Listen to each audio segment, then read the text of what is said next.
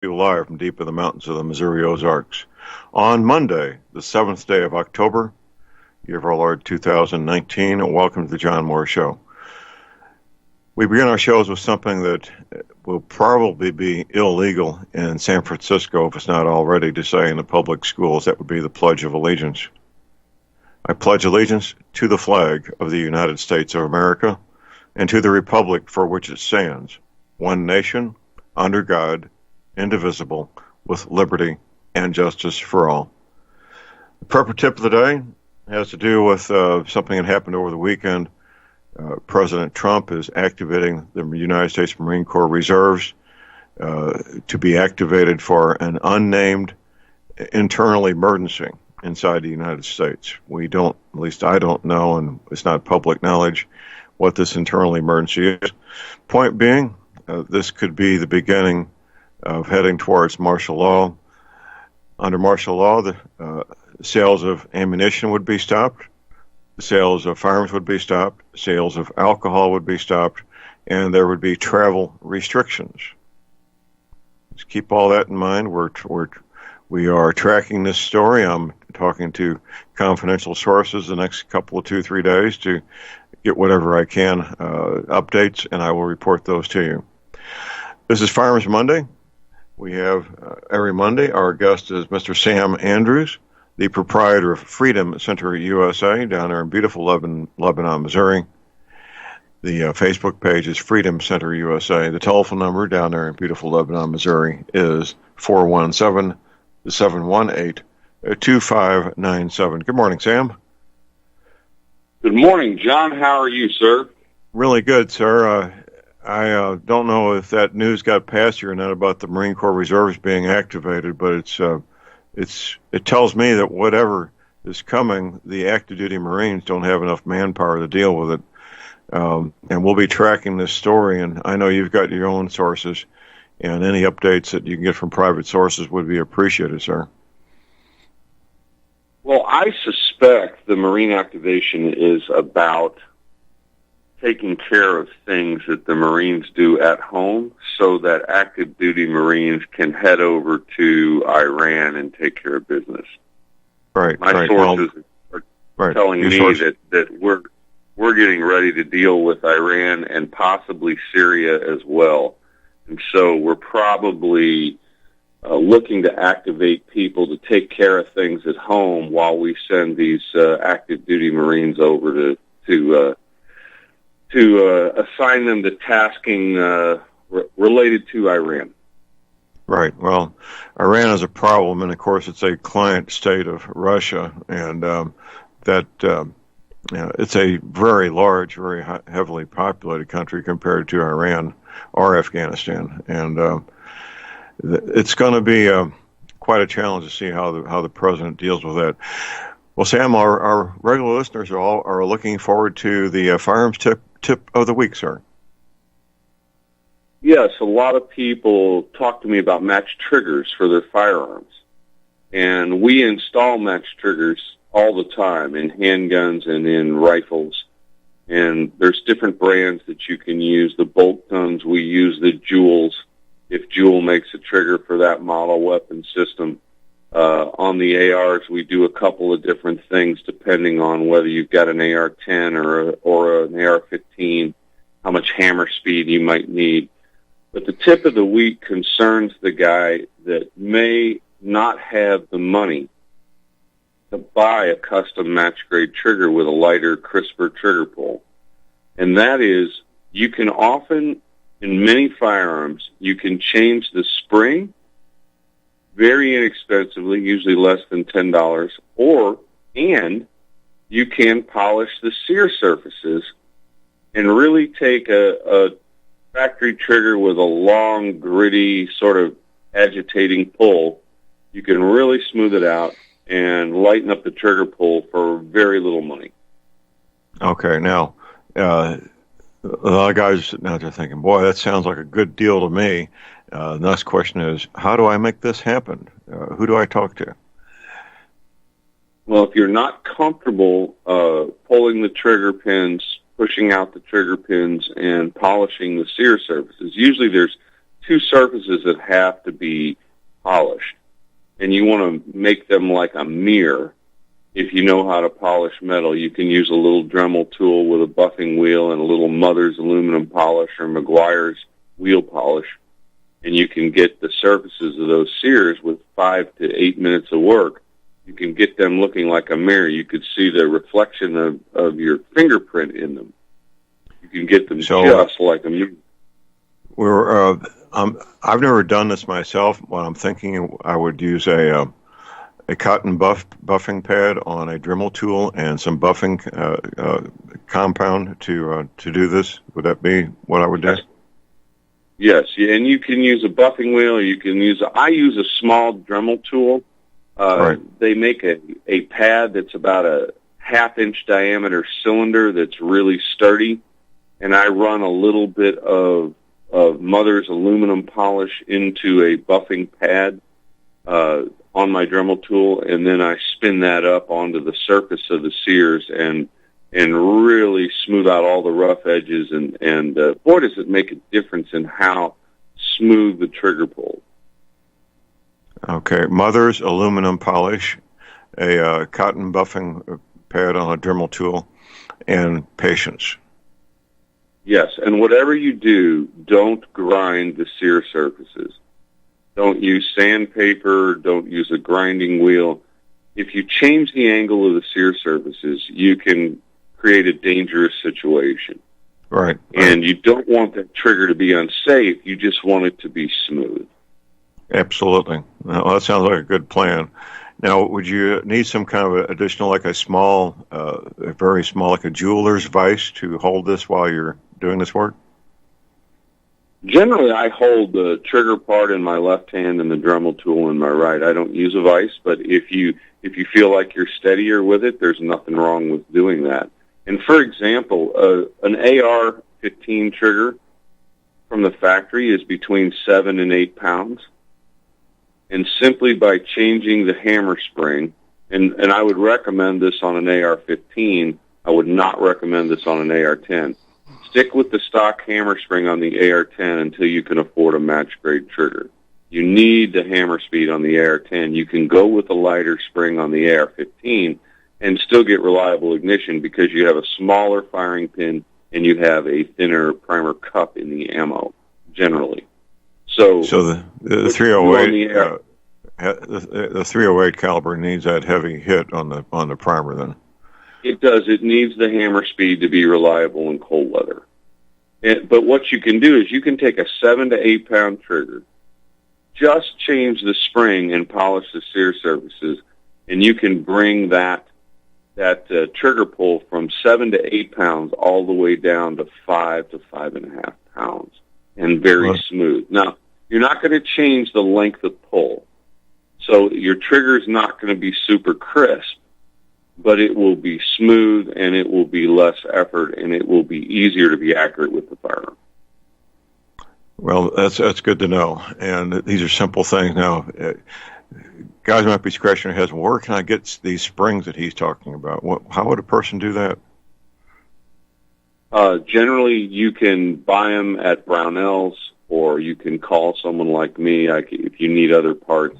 I probably wouldn't do an order for just a spring because it's very, very inexpensive. But if you need something else, if you need ammo or you need cleaning supplies or you need a tactical light or you need batteries or a charger or anything like that, you can give me a call.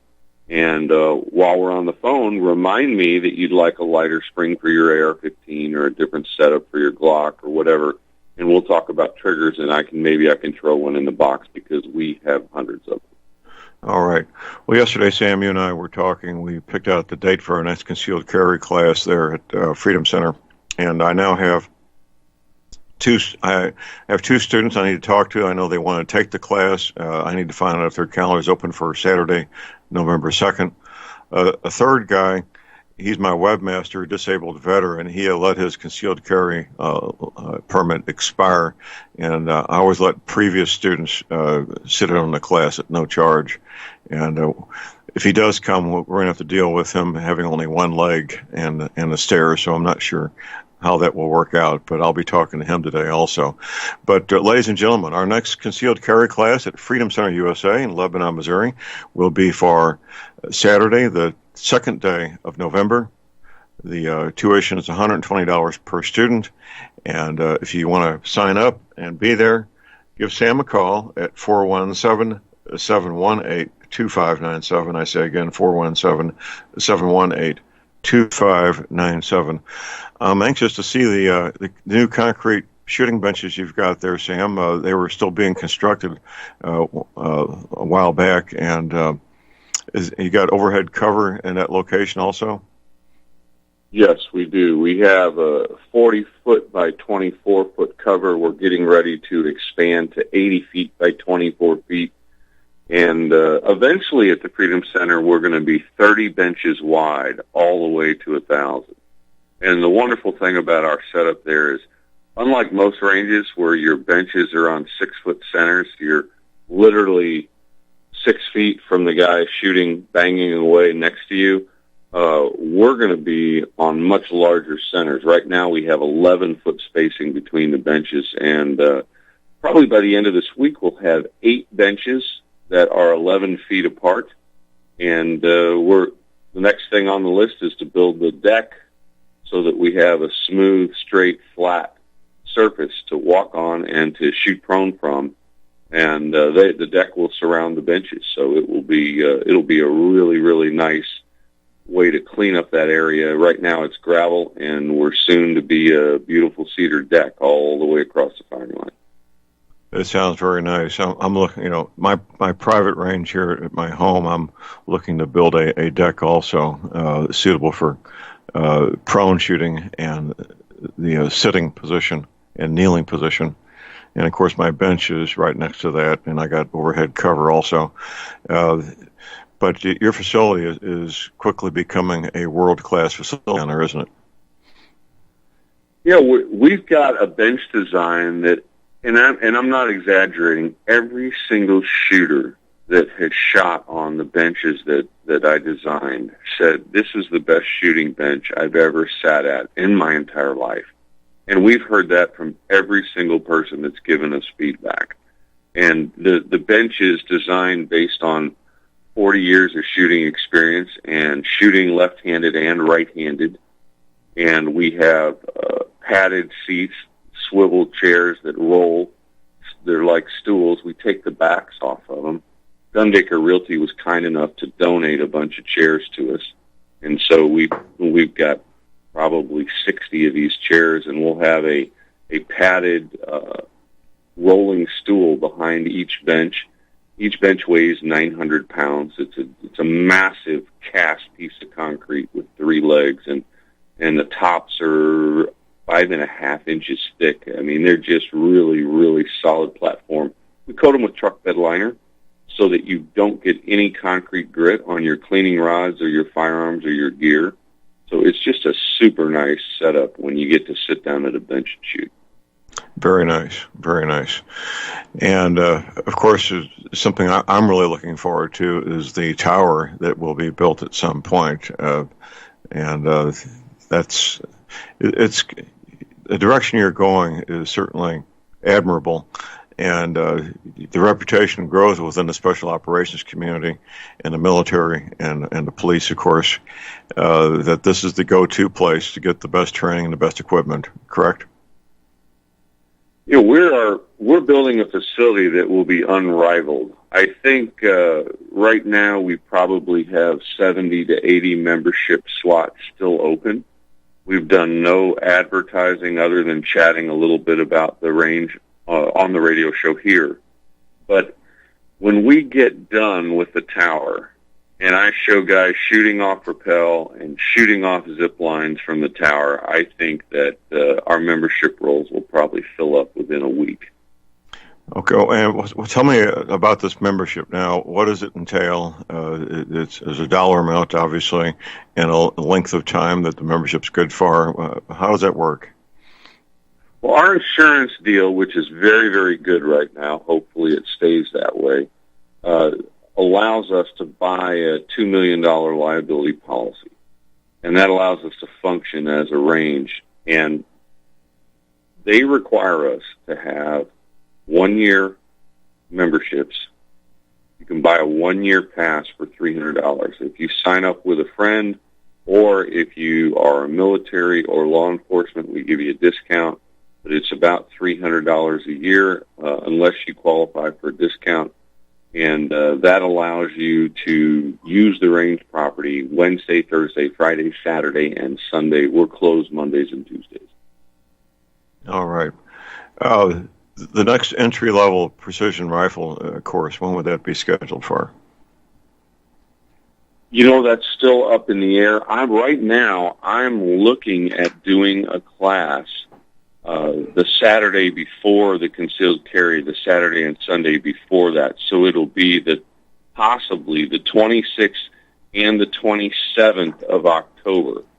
So if you're interested in that class, give me a call. I have 3 people that are interested in that date, or send me a message on Facebook.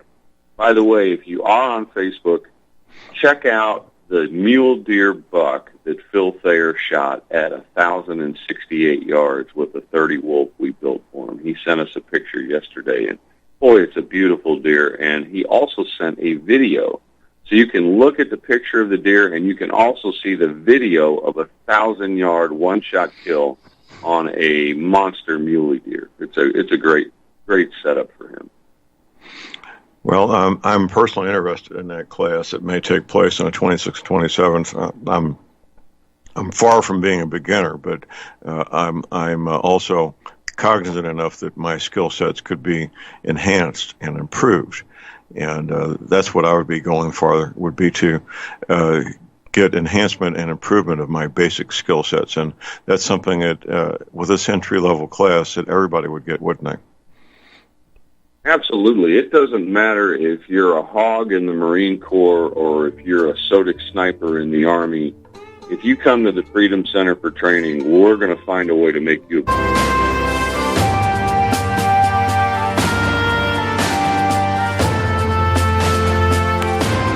All right, so we're back. Darren Moore here on Monday, the 7th of October.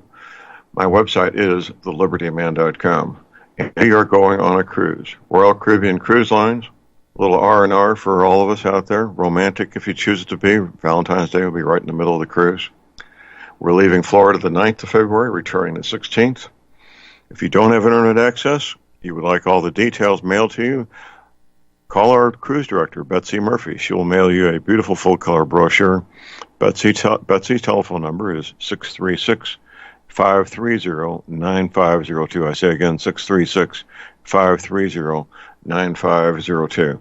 This is Firearms Monday. We're visiting with Sam Andrews, the proprietor of Freedom Center USA, down here in beautiful Lebanon, Missouri. The telephone number to contact Sam at Freedom Center USA is 417-718-2597.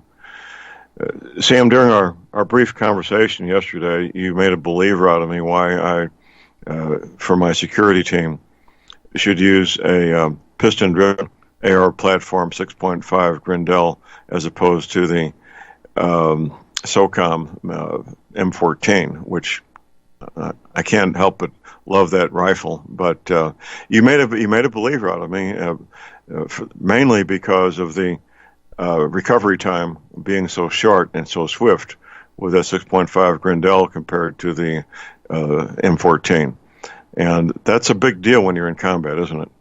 I absolutely agree with you. And you need to understand that every tool is designed for a particular purpose. It's very difficult to build a gun that can serve multiple masters.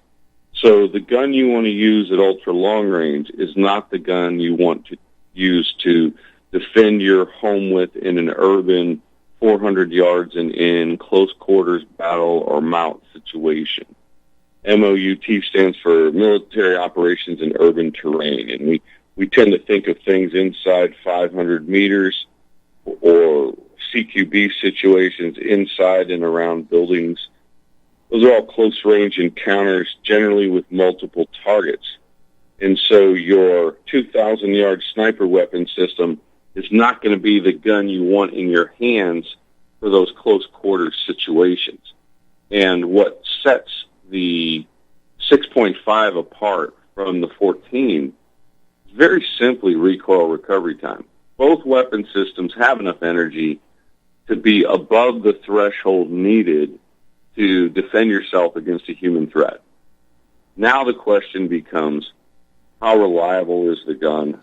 How many shots can you get out of the gun in a fight before you have to clean it? But most importantly, how quickly can you accurately go from target A to target B to target C to target D? How much recoil recovery time do you need to be accurate for the next target and the next target after that? And this is where the piston system AR-65 Grendels just absolutely shine. And the benefit of these guns, not only are they fantastic with a 100-grain match bullet at close range, but you can also really accurately get out to 600 or 800 yards depending on your training and the optics that you have. So you have tremendous flexibility with this system, but you're also very, very fast going from target to target. And by the way, the 223 and the 5.56 cartridge are also in the AR on a piston platform very fast from target to target. They just don't have quite the energy that the 6.5 Grendel does. Well, that's a big deal. And if your adversaries are all high on various drugs and or alcohol, it becomes even worse, doesn't it? It sure does. I don't know if you've watched the video on the Freedom Center page where this officer is being charged by a guy with a knife. But he puts 7 to 9 rounds in this guy, drops him to the ground. And here we are, 7 seconds later, he jumps off the ground and attacks the guy again after being shot multiple times with a handgun. Yes, well, I haven't seen that, but that's consistent with everything I know about dealing with violent men who lose their ability to feel pain, and they're all pumped up with various combinations of drugs and alcohol. That's consistent with everything I've seen in my entire adult life. There was a famous robber in St. Louis City years ago. The policeman nicknamed him Superman. And he would take PCP, and they would catch him, almost catch him in various situations and get into gunfights with this guy. When they finally found this guy, he had 19, no joke, 19 9mm police bullets in his body when they finally caught him. And he robbed places after being shot for months. But he was always jacked up on PCP. He could jump 10, 14-foot fences. I mean, the guy was an incredible athlete, and he would get into a... All right, we are back. Let's jump back terrible on Monday, the 7th of October. We have a new article posted on my website at thelibertyman.com. Mike Adams' article published yesterday. Mike's been doing a great job for years, and this is an update on the previous article from Mike we had posted there. Right below the photograph of me receiving the Prague Peace Prize, that's where Mike's article is posted. Also, my website, we have energy cleaners. In normal times, you want to be pain-free and have more energy. In hard times, it could easily be a matter of life and death to get a great night's sleep, to wake up pain-free, to have the energy you need to defend life, liberty, and property. That's where the energy cleaner comes in. If you have arthritis pain, you need an energy cleaner. Pure and simple. You need an energy cleaner. I use mine every night. I made a trip over the weekend, had my energy cleaner pad with me. It helped a lot. And just check out the details there at my website. Don't procrastinate. Get yourself an energy cleaner, a mattress pad to go with it. You'll be very glad you did, and you'll regret the time you wasted not having it. You can place your order right there at my website using PayPal, MasterCard, Visa. You can call my toll-free order line 24 hours a day, 800-592-9543. I say again, 800-592-9543. This is Farmers Monday, taking your questions, calls, and comments here at Republic Broadcasting at 800-313-9443. Now, Sam, this next entry-level precision rifle class, what would the cost for the class be, and how many rounds of ammo should a student bring with them? Well, the cost is $300, and you would want to bring 160 rounds. Okay. And you would also you would need to have 160 rounds of match-grade ammo. It needs to be a boat-tail bullet, and it needs to be a high-quality round. Hopefully, when you come to this class, you can shoot a minute of angle or smaller, which basically means you need to be able to be ready for this class to shoot about a 1-inch group at 100 yards or a 3-inch group at 300 yards. Those are the kind of the area you want to be in when you get ready to take this introduction to long-range shooting class. If you can't shoot a 1-inch group at 100 yards, your equipment is probably not ready.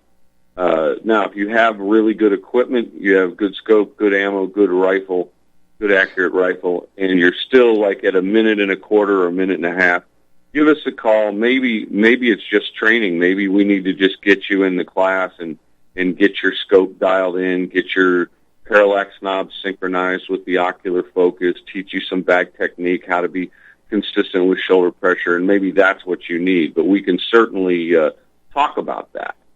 But if you're shooting 3-inch groups at 100 yards, either your equipment is not ready or your optics are not ready, or you don't have good ammo. But you'll want to bring 160 rounds. You'll want to bring a shooting mat. You'll want to bring a rear bag. You'll want a bipod or something for support of the rifle prone. We do have benches that you can shoot off of if you have back or neck issues. But you have some options there. But you really need to be in a certain area from an equipment and ammo and optics standpoint. Okay.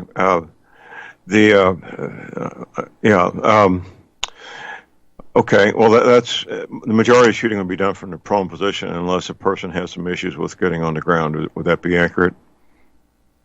Yeah, you're going to shoot prone. We teach the prone and the sitting positions in the introductory class.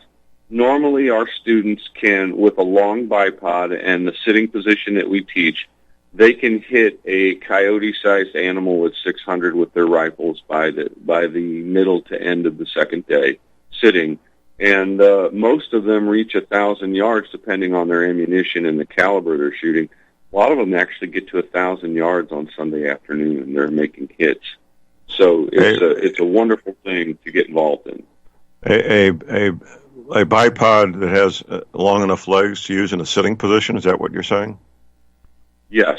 And so, like when I go out west, I actually put 2 bipods on my gun. I have 2 swivel studs on the forearm. I have a very small 9 to 13-inch bipod that flips backwards towards the trigger guard from the forearm. And then I have a long bipod that goes from 15 inches to 25 inches that faces forward.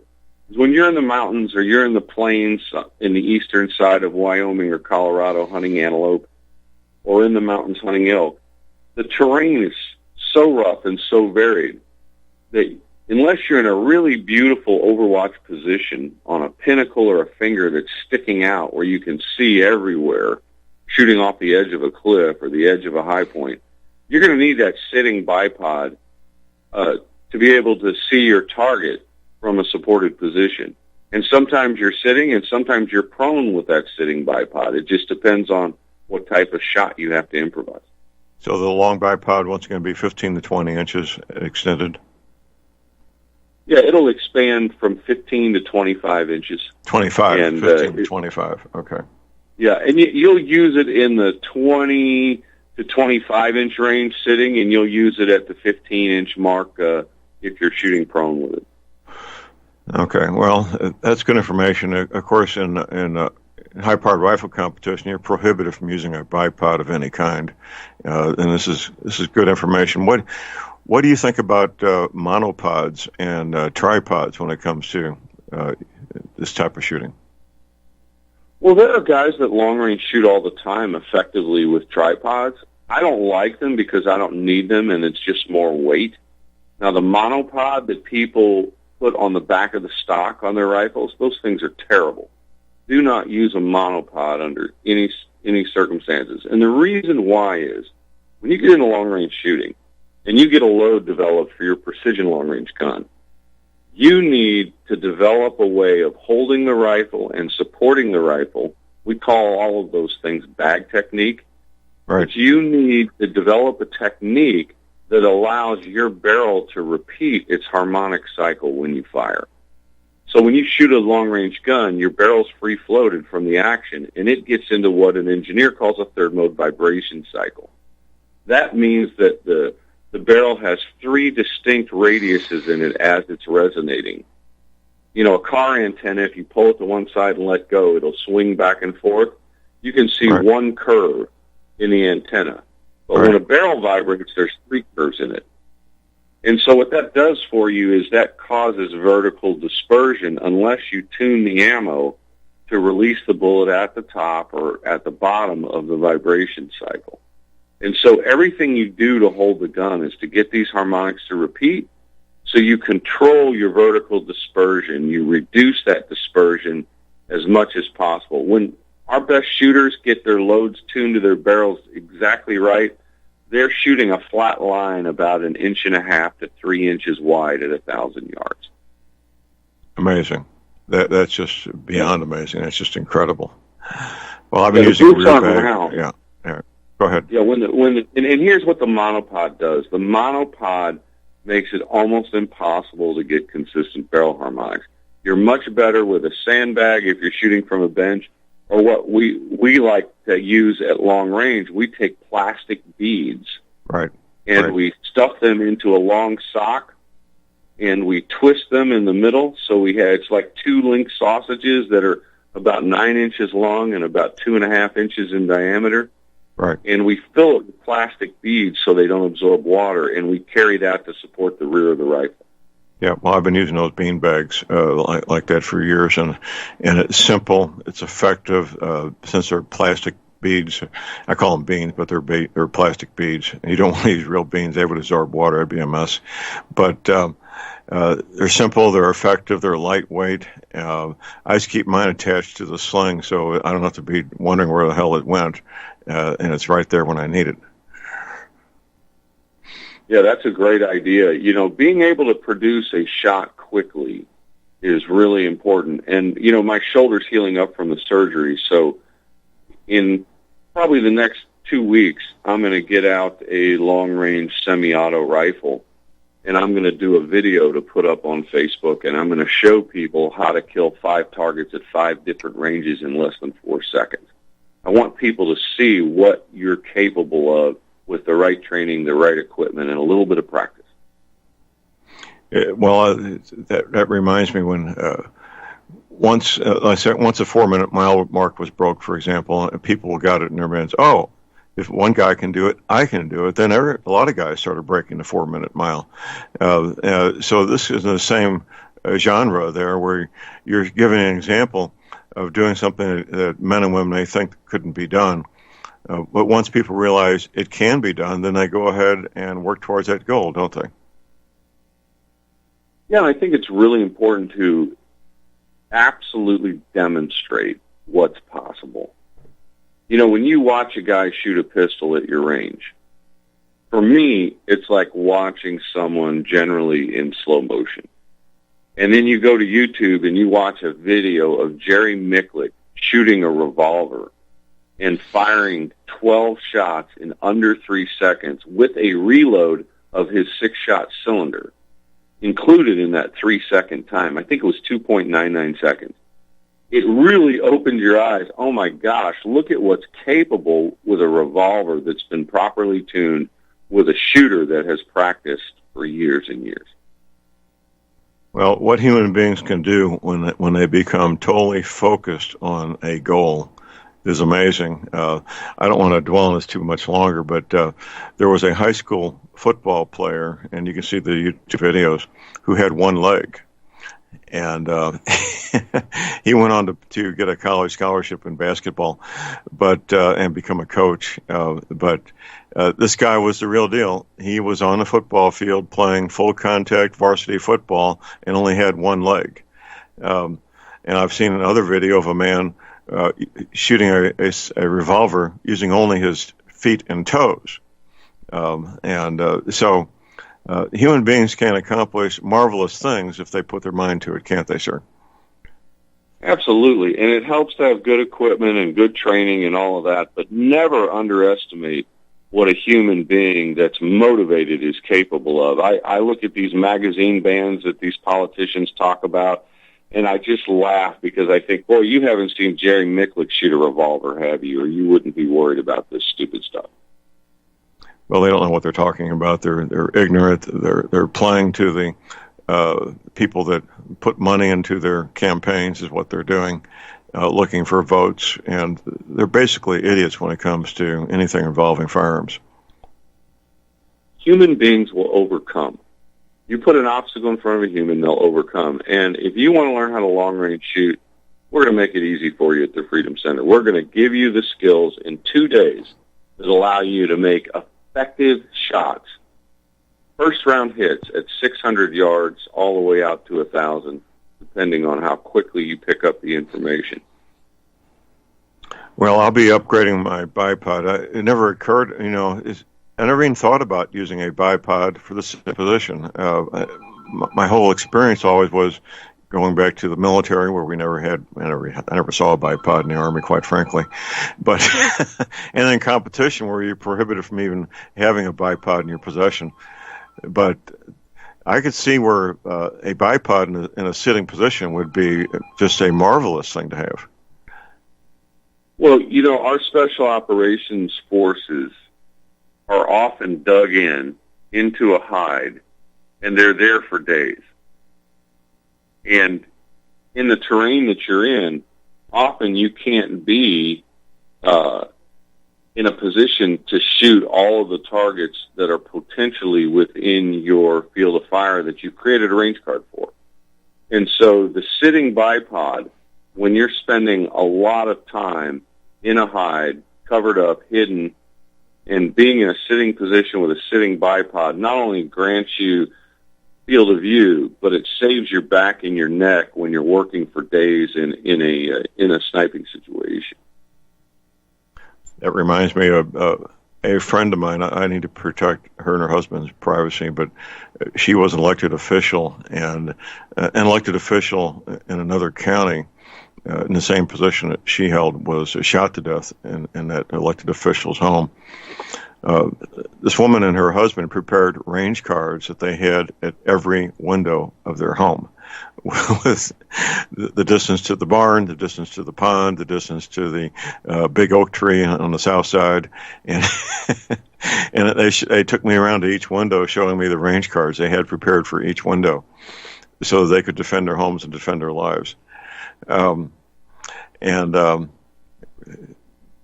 Is there would you offer a class on how to prepare range cards? Well, we talk about that in the introduction to long-range shooting class.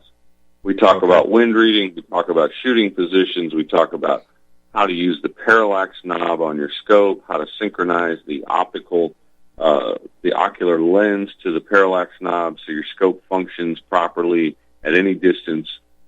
We talk about the fundamentals of shoulder pressure, sight alignment, breath control, trigger control, follow through, all of those things.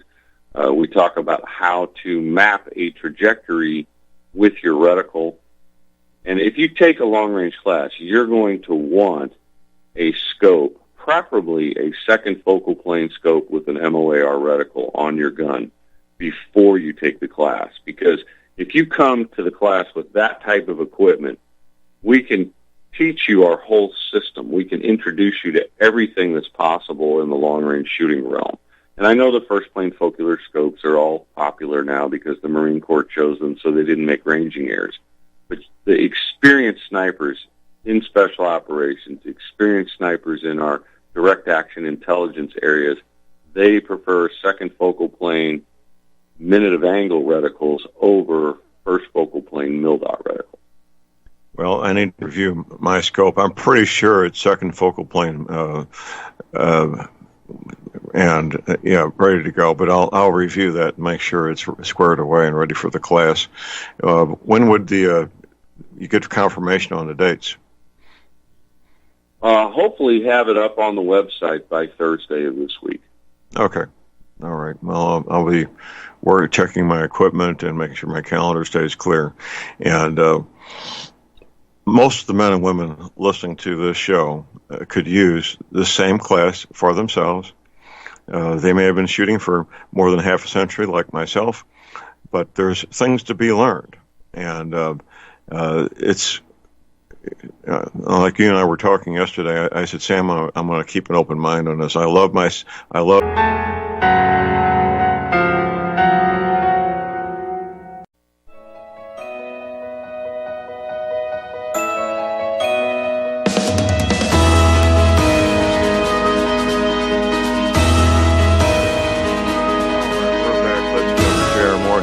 Monday, the 7th of October.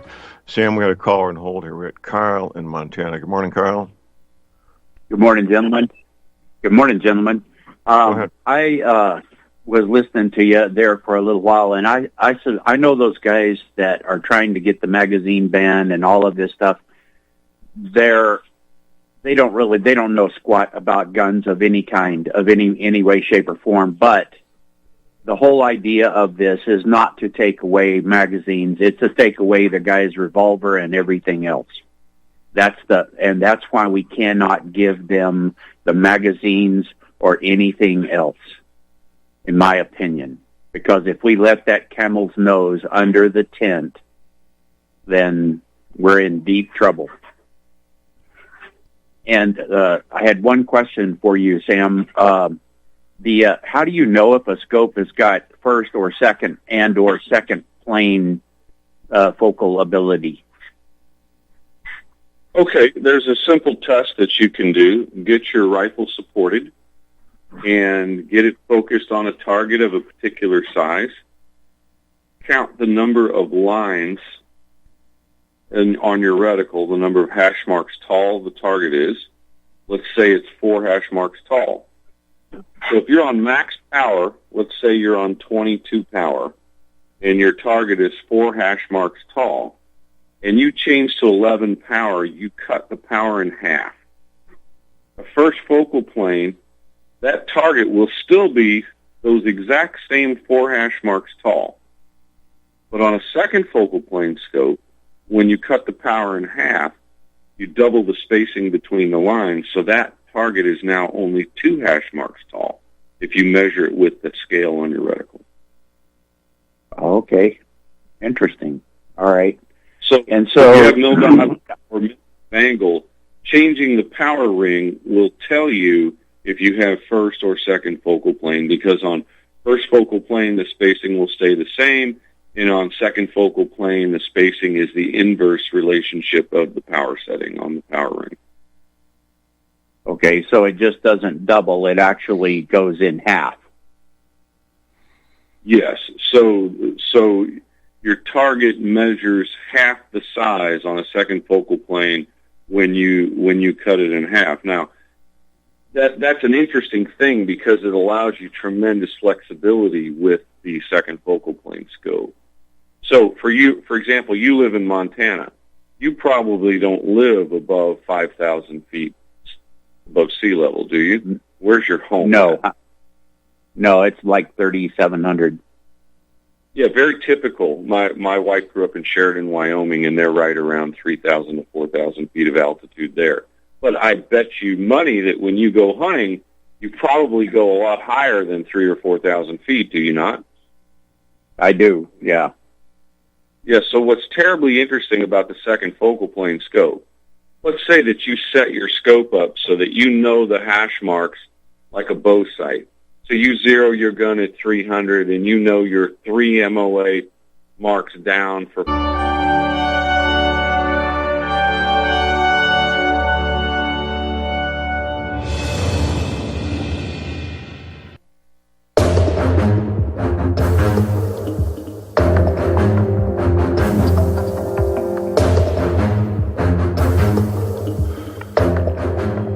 All right, we are back, ladies and gentlemen. Jerry Moore here on Monday. It is Monday, the 7th of October. My website is thelibertyman.com. That's thelibertyman.com. I had lunch a week ago today with my friend, former counterintelligence agent, and he's the guy who puts together the daily updates at Open Source Intelligence, bright red letters there at my website, right next to the speech from the top Chinese communist general. Open Source Intelligence. If you want to keep up to date on what's going on worldwide, this is an important section that you can get up to speed every day of the week. Open Source Intelligence. Also, my website, of course, we have our listing for the cruise. We are going on a cruise, a Caribbean cruise. Details at my website at thelibertyman.com. It'll be a lot of fun. Leon Green's going with us.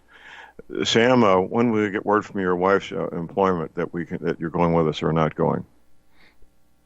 Boy, it's a frustrating thing, John, because she's asked for days off at Christmas and days off for the cruise, and they still haven't gotten back to her about December. And It's been a frustrating thing for us. Hopefully we'll know within a week or two. Okay, because we have to have everybody signed up for their cabin reservations by the end of this month. It's only 3 weeks away. If you want a nice brochure mailed to you, call Betsy Murphy, our cruise director, at 636-530-9502. This is Firearms Monday, and we're visiting with Sam Andrews, the proprietor of Freedom Center USA. The Facebook page is Freedom Center USA. Well, Sam, I'm learning a lot here, and I think I mentioned a few shows back how at the NRA National Convention, the men running the Night Force display were treated like rock stars. I've never seen anything like this at a firearms-related event, the way these men were treated. And even the women were gathering around them like they were rock stars. I mean, it was just an amazing sight. The way these men were treated at the NRA National Convention. But that's for good reason. Night Force is the top of the heap when it comes to high-quality optics, aren't they? They really are at the top of the heap in the accuracy game. If you go to Williamsport 1,000-yard bench rest range, they've had the 1,000-yard world championship there for decades. And you look at all of the winners, the vast majority of the scopes in the top 10 in 1,000-yard bench rest shooting are Night Force. And if you look at the score championship, they have a group. The guy that shoots the smallest group wins a title. The guy that shoots the closest to the 10 ring and shoots the highest score wins a title. But if you look at the aggregate score championships, which to me is the best indication of a skilled shooter and good equipment combined, you will see almost all Night Force scopes in the top 10, if not all 10 being Night Force scopes. Now, of course, you are a Night Force dealer, and if somebody wants to buy a Night Force scope, you can take care of that for them, can't you? We do it every day, and, we sell a lot of different brands of scopes, but for long-range shooting with medium to heavy recoiling rifles, it really is the way to go. All right. Well, that's good information, and it may very well be a life-saving information at some point in the future. Having the best quality equipment helps give people confidence, and a lot of things that you and I have been involved in all our lives, rock climbing, rappelling, jumping out of airplanes and automobiles and motorcycles. You have to have good quality equipment in order to have confidence in it, don't you? And the confidence comes from the reliability and the consistent performance. And so having equipment that you can rely on is what builds that confidence. It's like you may drop into a cave with a 8.2 millimeter rope, and you've got round polished edges from all the water dripping on everything, and you don't have to worry about that rope abrading and breaking while you're doing a 500-foot rappel down into a cave. But if you get out on certain rocks that are flaky and have sharp edges, you're not only going to want a 10-millimeter rope, you're going to want a nylon protective sleeve to keep that rope from being cut as it makes the turn from horizontal to vertical, and you drop off that cliff and go to rappel down into a different area. And so understanding the specifics about each application and what will work and what will fail, very, very important. Not optional. It is not optional. And learning these things the right way the first time is not optional either. These activities, including the proper use of firearms when you're facing armed adversaries, you may not get a second chance. It's very much like a parachute.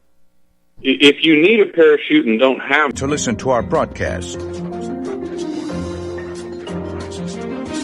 get involved by visiting facebook.com/Republic Broadcasting and liking our page and share it with your friends and family, because you can handle the truth.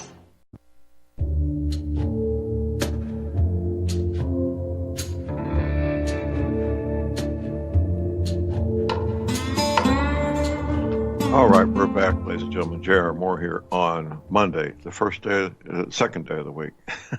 First day of the week for our show, anyway. My website is thelibertyman.com. That's thelibertyman.com. If you haven't read the article that I wrote concerning the possibility of a second American Civil War, I urge you to read that. It's right there on the top of my homepage at thelibertyman.com. If you have arthritis pain, I have something that will help you. Joint pain, back pain, same thing will help you. Are you not sleeping like a small child every night like I do? The same thing will help you. What is that thing? That is, of course, the energy cleaner. It's a marvelous healing device. It really is. And I stand behind it with a 90-day money-back guarantee.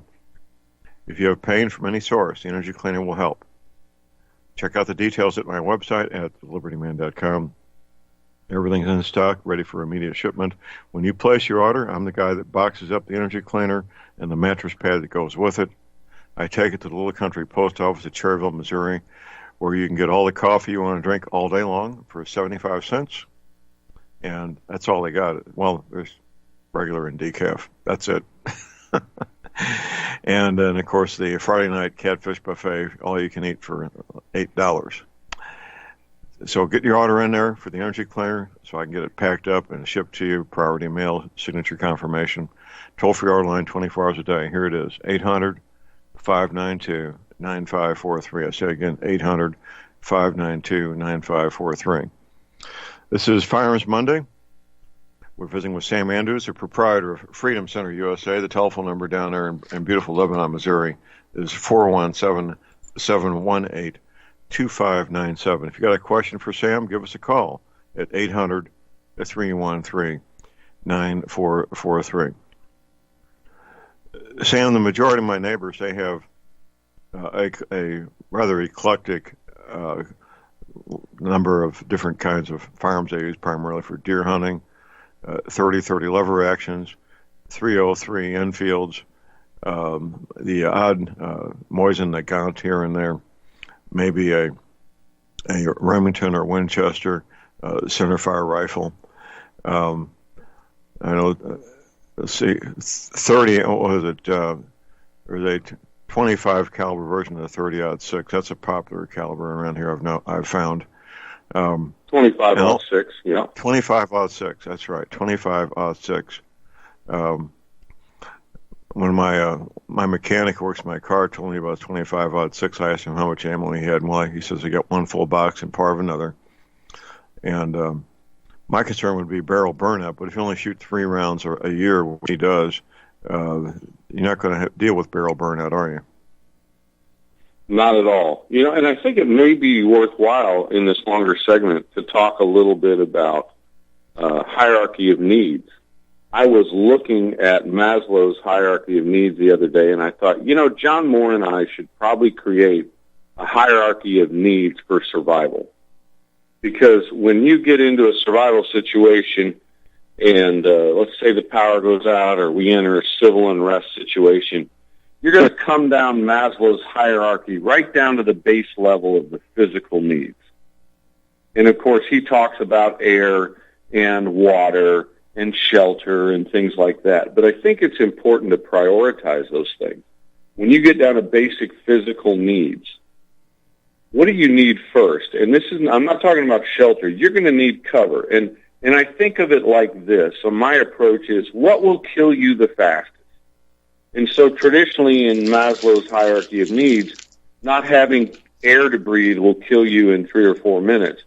But in a tactical situation, getting shot in the head will kill you in 3 microseconds.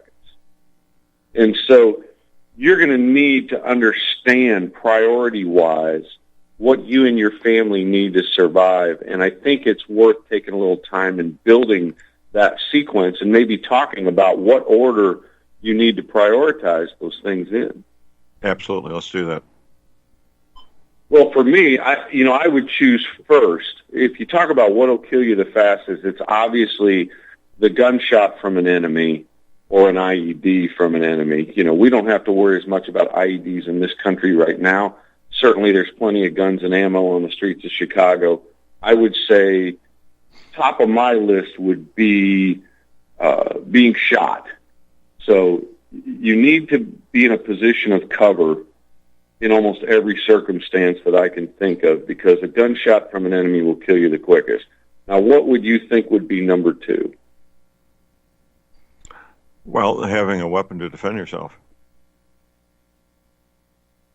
Yeah, I think that's absolutely important, having a weapon. That fits into the first scenario, is preventing yourself from being shot, so that makes sense. So number 3 for me might be clean air, and I wonder how many people have quality gas masks.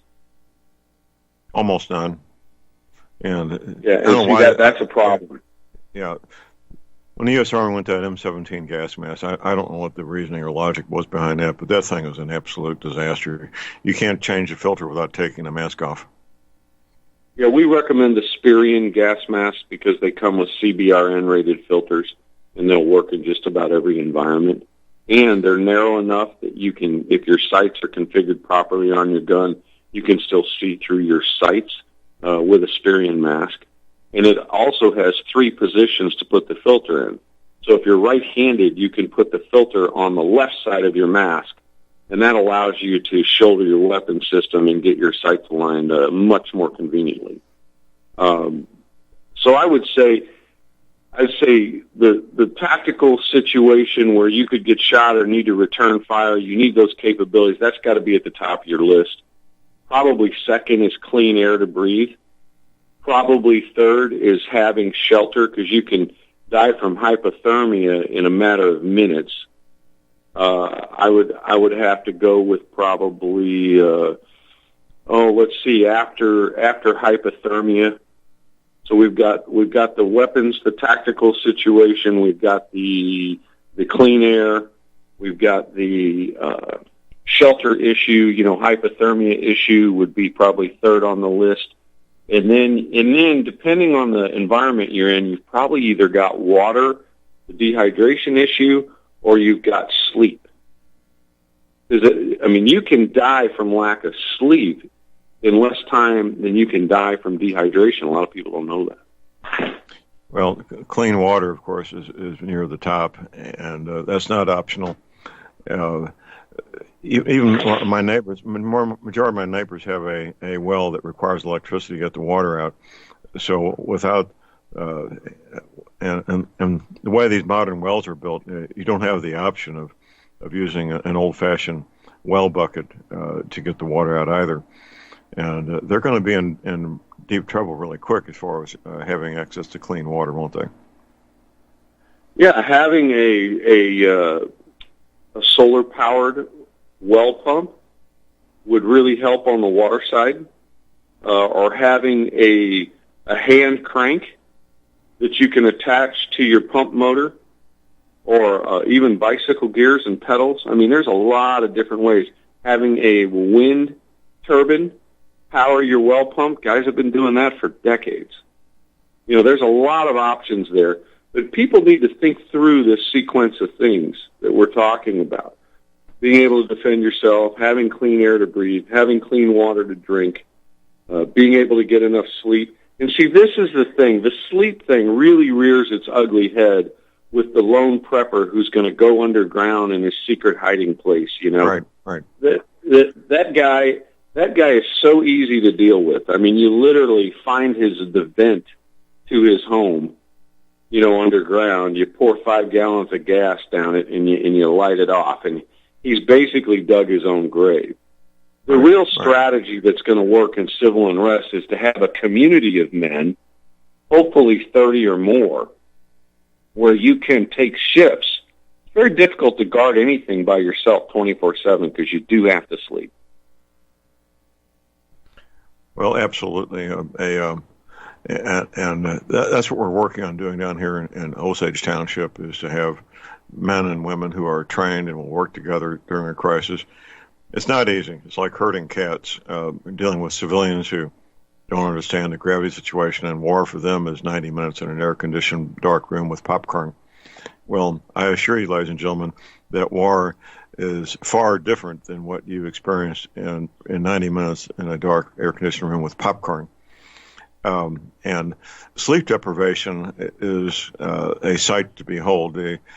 And I've experienced it firsthand during the Tet Offensive, and your brain becomes quite bizarre beginning about the end of the second, going into the third day. And it gets worse after that, doesn't it? Yeah, it's really a bad thing. And see, a lot of people just don't realize that it takes a community, it takes a team of people working together to provide any real security 24/7. It's not something. Can you guard your home for 24 hours? Yes, you can.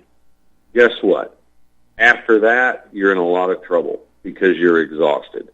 But to provide security for, let's say, 30 days of civil unrest. You know, right now I'm looking at Drudge Report. Trump loses court fight to keep tax records secret, ordered to turn over. Trump's going to resign to save face from the presidency. I mean, this stuff's on Drudge. That's a fantasy. Well, of course, but think about what my point in bringing up all of these stories is that there is a tremendous push from the globalists through our media to destabilize our country. Right. And people need to understand this. This is real now. This isn't Chicken Little stuff. This isn't paranoia. This isn't conspiracy theory. There are tremendously powerful, wealthy human beings on this planet that want the United States to go away. And you guys have to take this seriously now. We're not that far away from a very destabilized country. That neighborhood that you grew up in, that your parents raised you in, that you bought a house within 5 miles of, all of that stuff could go away in a matter of hours. And you need to have food, you need to have water, you need to have a gas mask, you need to have functioning firearms and ammunition. You need to be able to get through the rough spot, because the rough spot is probably coming. Well, we're past theory, we're past conspiracy theories. Mainstream media, the mainstream TV, which is where most people get whatever news they get most of the time, is beating the drums to remove this president from his office. And that is not a fantasy, that's reality. Yeah, there's a marked push to get rid of Trump, and they're trying to use this Ukraine scandal to do it. They've come up with a supposed second whistleblower that's now in the media, and they're not going to stop. They need America to go away. They need Americans to give up their guns. They need America to give up their freedom to push their globalist agenda. And, you know, my personal opinion on that is take the Nancy Reagan approach and just say no. Absolutely. That is the best approach. But unless you're prepared and equipped to just say no, you'll be not in a very good position to just say no, will you? Yeah, we talked about that last week, about having starts with you personally, having one firearm that's capable and you knowing how to use it, and then supplementing that with better equipment and better optics and the ability to operate at night, and then getting your community to do the same and to work together. You know, it all starts with pre-planning. This book about the state of modern warfare, 5 battles that changed modern warfare, the fantastic book, if for no other reason, it shows you the decisions that leaders made 2 to 3 years before their country ever went into war that won or lost the battle.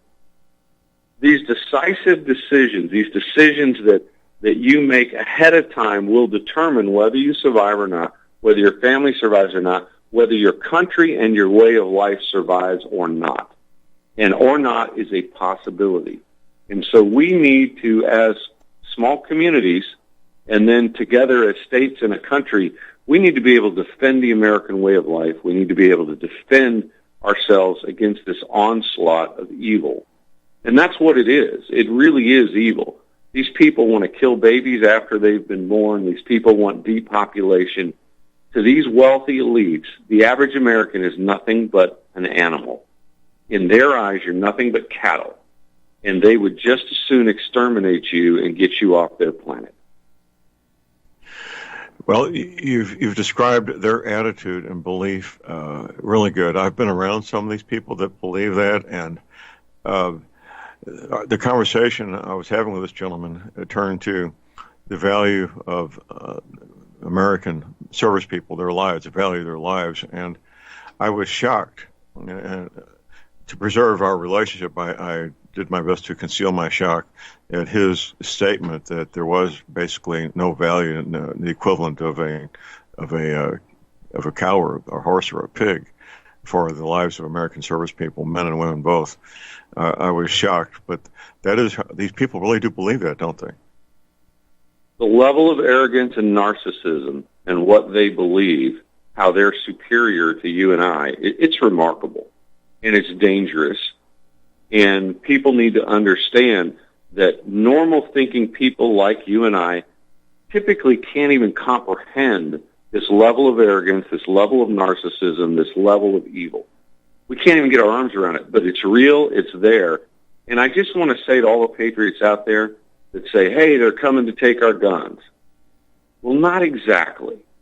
What they're coming for is you. They want you dead. They want your family dead. They want you off this planet. They want the population of the earth to come down from 8 billion to under 2 billion. And they're going to substitute technology for all the things that you do in your job that they need. And your guns are in the way. Your guns are in the way of them coming after you.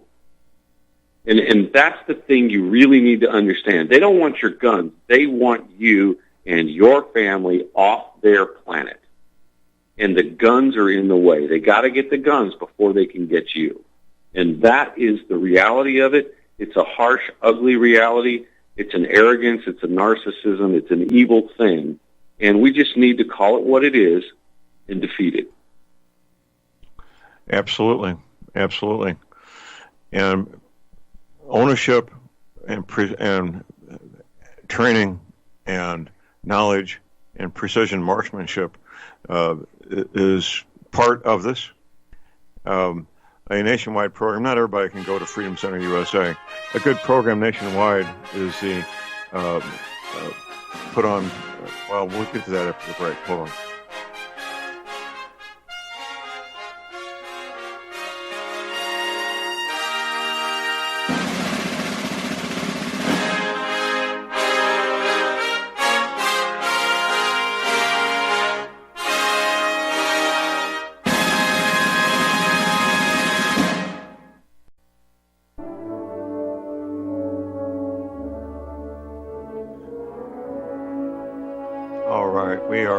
Ladies and gentlemen, we're back. J.R. Moore here on Monday, the 7th of October. A nationwide program, all 50 states, I'm pretty sure. The Project Appleseed, their website is appleseedinfo.org. I say again, appleseedinfo.org. Inexpensive, nearby. The training also includes knowledge of the American Revolution and what took place during that period of time. Once you've got that entry level under your belt, then you might want to consider upgrading to more advanced training, such as what's offered at Freedom Center USA, and take it to the highest level possible. But everybody needs some basic entry level training, don't they, Sam? You really do. You need to learn how to do things in a certain way so that you can do them in the dark and you can do them in the daytime. Most people go to the range during the day. They're not working on their firearm skills at night. But the truth is, when there's civil unrest, when there's conflict, almost all of the actual fighting goes down at night. It doesn't happen during the day. And so getting the go ahead.